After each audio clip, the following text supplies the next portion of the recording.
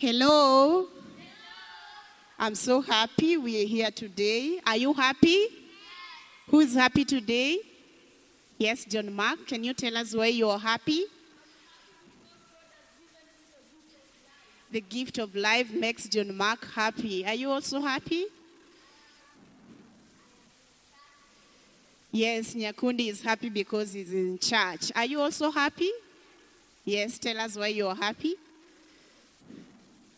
Okay, she's also happy because she's with us right now. So we are Church of the Nazarene, Nairobi Central Children Ministry. And we are so excited, isn't it?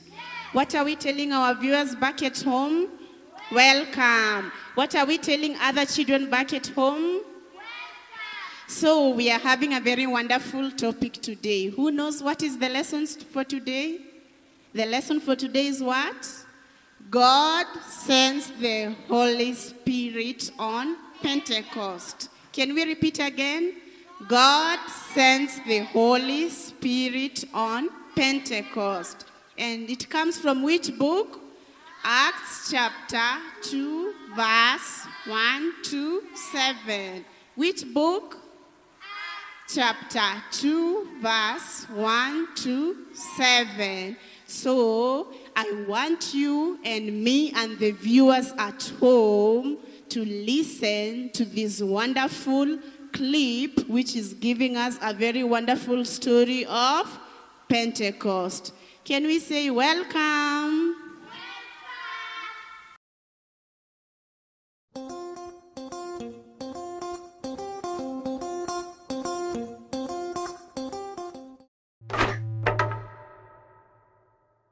One of the earliest accounts about Jesus of Nazareth, his life, death, and resurrection, was written by a man named Luke. We know it as the Gospel of Luke, but Luke continued the story in a second volume, Called the Book of Acts, and it's all about what Jesus continued to do after his resurrection. Acts begins with the disciples who are hanging out with Jesus, who's just come back to life, which is mind-blowing to imagine. And then for weeks, the risen Jesus kept teaching them about his upside-down kingdom, the new creation that he launched through his death and resurrection. This is exciting stuff, and the disciples are ready to go tell the world. But then Jesus tells them to wait and to stay in Jerusalem until they receive a new kind of power so they can be faithful witnesses to Jesus and his kingdom. Then he says that their mission is going to begin in Jerusalem, then move out to Judea and Samaria, and then from there out into the nations. It's like a roadmap for the whole book of Acts. Then the disciples saw Jesus enthroned as king of all creation. So the disciples wait, wondering when this power is going to come. And then comes the time of Pentecost. So this is an ancient Israelite festival. It's during the early summer,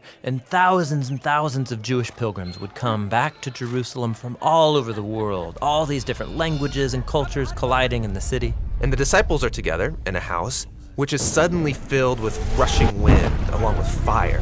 Fire splinters off into tongues of fire hovering over people's heads. What's this all about? Yeah, so Luke is tapping into a repeated Old Testament theme.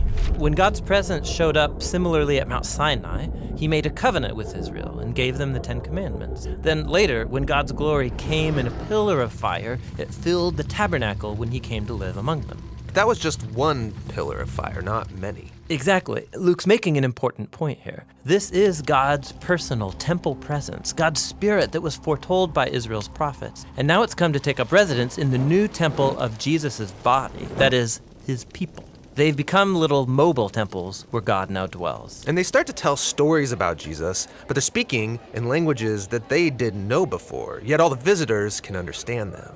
What's this all about? Well, Peter gets up to explain that this is the fulfillment of Israel's hopes.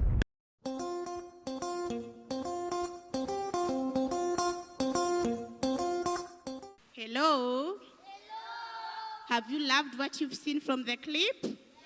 So I want us to go through 3 things that happened during the day of Pentecost. And the first one is sound like a rushing of a mighty wind. So when the disciples were inside that house, there was that rushing mighty wind that came over them, isn't it? Then number 2, tongues of fire rest upon the heads of disciples. So after the rushing wind, there were some tongues of fire that rest upon their head. Can we all do this? There was tongues of fire that rest upon their heads. And then the last thing, that is number 3, what happened?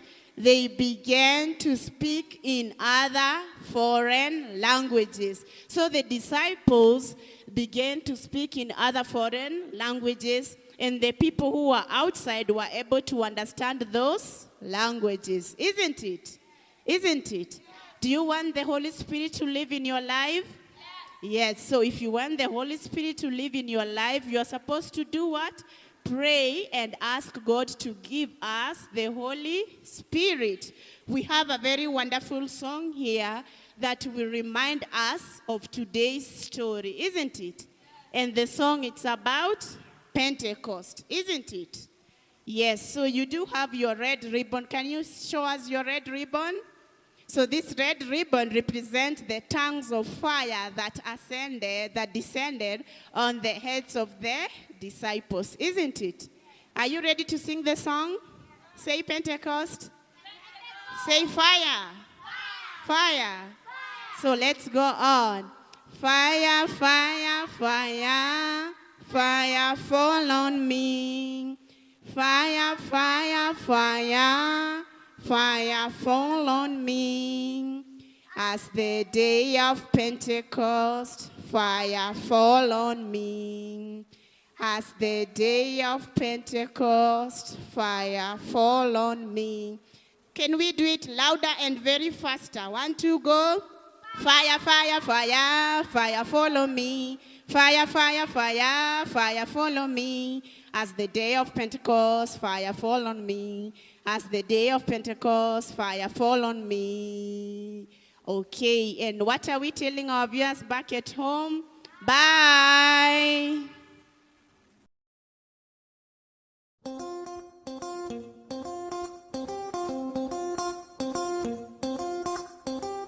This little light of mine